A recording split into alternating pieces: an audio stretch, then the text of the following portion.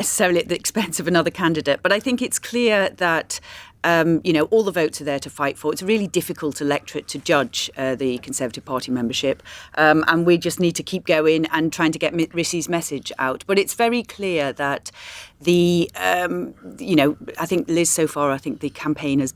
I think it's clocked up about £61 billion worth of spending commitments. So I guess they're trying to find out where that's going to come from. So I guess that was a policy that was designed to try and claw some of that back. How embarrassing is this U-turn in your view, Minister?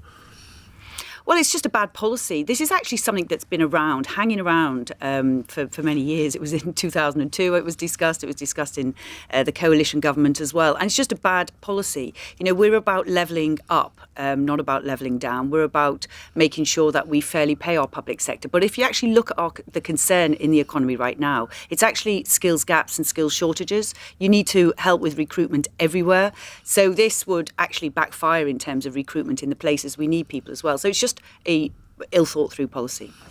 I was among a lot of Conservative members in Leeds last week when I was fortunate enough to hold the first hostings, and host the hustings. And while there was a lot of support for your candidate, Mr Sunak, there is still the question among some, Minister, that he was the man who wielded the knife and thus cannot wear the crown. How would you respond to that? Well, 60 of my colleagues resigned in a matter of 24 hours. And obviously that was on the back of the Chris Pincher affair, and it was on the back of Simon MacDonald's revelations about what was known before. And they felt very strongly about that. So I think it's really quite unfair to sort of blame one person. 60 people resigning is unprecedented. And the reason it happened is because, time and again, people were asked to go out and defend lines, and then they changed. And there's only so many times. I've been on your show many times and done that as well. There's only so many times that people will do that because, it's disrespectful to colleagues, actually, to ask them to do that as well. While I have the benefit in line, a couple of other points, if you would. Obviously, you enjoyed, as we all did, revelled in the success of the Lionesses at the weekend, and they had that fantastic day in London. But they didn't have an open top bus, which is not your fault, but they didn't either go to Downing Street, whereas the blokes who won the Ashes did, and the blokes who ran the Rugby World Cup in 2003 did.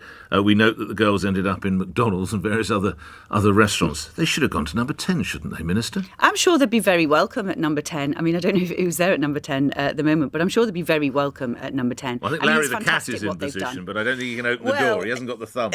So he's not issuing invitations. No, and I know the Prime Minister was at the very, very important affair of the funeral of Lord Trimble, but we have got subsequent time. Do you think Rishi Sunak would welcome them in?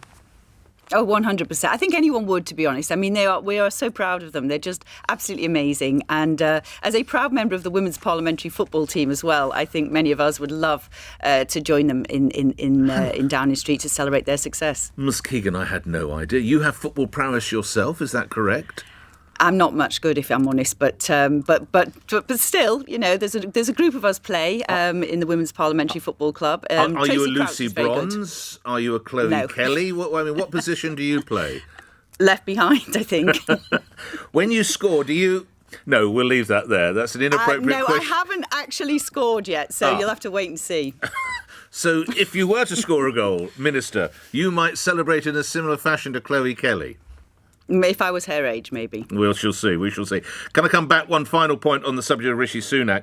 If you go with the bookies, there's absolutely no chance. I don't know if you're a betting person. The person you're supporting is a 1 to 14. That means if you put 14 quid on, you get one back. Meanwhile, his opponent, Liz Truss, is 13 to 2. The bookies aren't often wrong, are they, Gillian Keegan? Well, in political betting, they are actually. It's very easy because not many people bet on politics. So, you can actually move the market very quickly. And if you look at the contest, the market's moved massively. So I think it isn't, it isn't as stable as perhaps other betting odds. Lastly, need to finish on a very grave subject, reminding the listeners that you are Care Minister.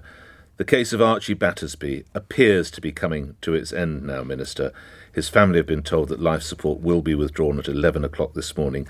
They are seeking to take their 12-year-old now, to use their expressions, to die with dignity in a hospice. There is the possibility of a referral to Europe, but that has been a possibility for some days, so it seems unlikely. Should they be able to say farewell to their boy in a hospice? Is it right that the boy is now cared for, though, in the hospital? Minister? Well, actually, I was at Children's Hospice yesterday, Noah's Ark, and they do the most amazing work. And I think Is that the one in Barnet? Yes. Oh, I've yes. done and fundraising for that. It's incredible, isn't it?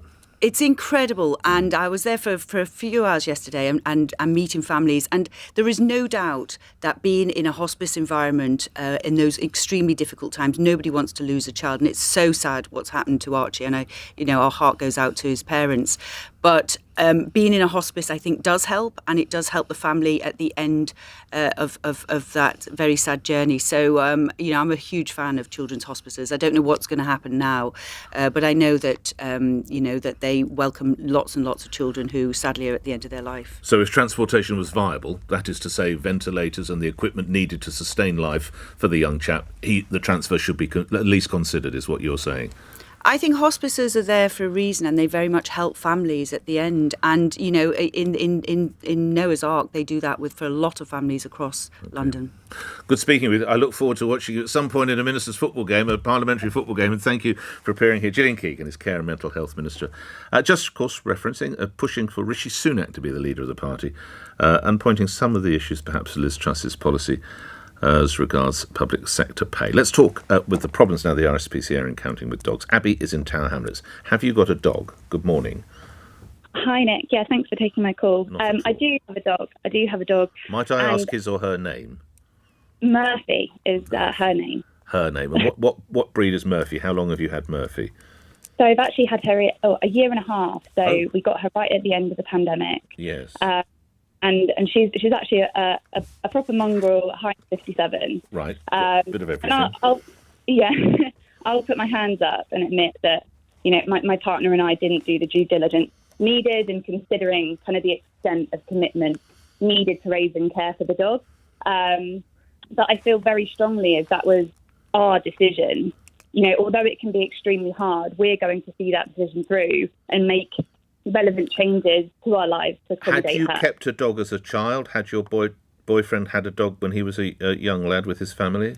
Yeah, we both had dogs growing up. I think it's a very different kettle of fish, having a family to look after a dog than just two people.